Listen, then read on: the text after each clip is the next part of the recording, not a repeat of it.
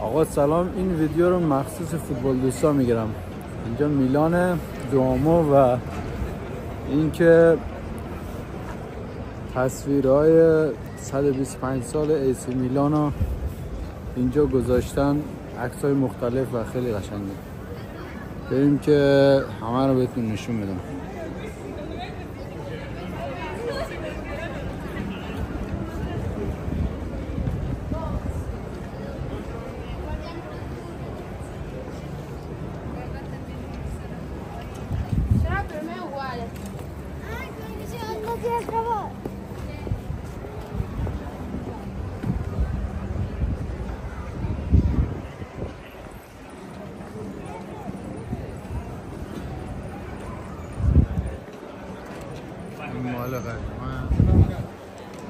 این دورانی بوده که دوربین فیلم برداری سیاه‌سفید احتمالاً 1963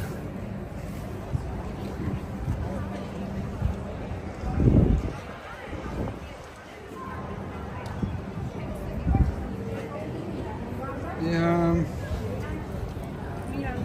تاریخ نداره. Grazie, brother. Grazie. Ciao, ciao.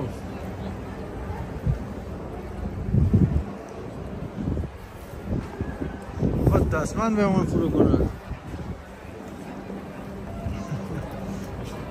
شوت داری، شوت داری.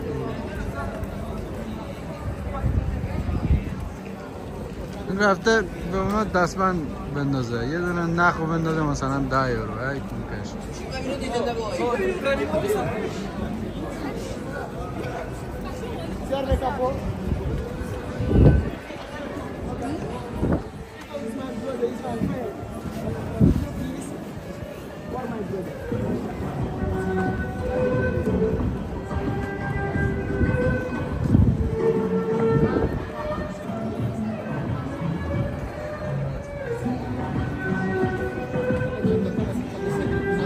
این هم دورانی که کاکا بازی میکرد اینجا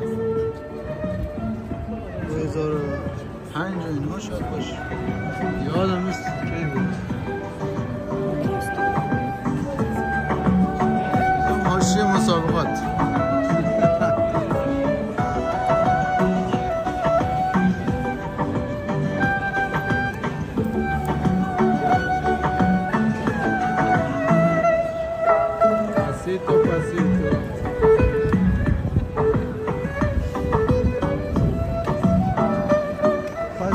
Pasito, despacito.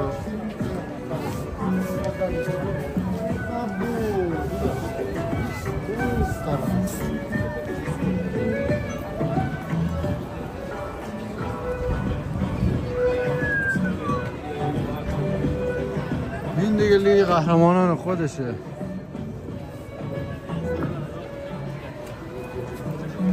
آقا عکس‌ها تموم شد.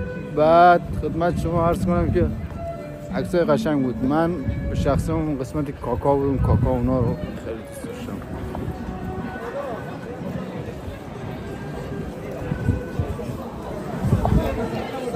من میرم اون قلعه دیگه، شما رو به خدای بیکران میسپارم دیگه. واسه فوتبالی ها تموم شد دیگه، باقی برنامه واسه بقیه است.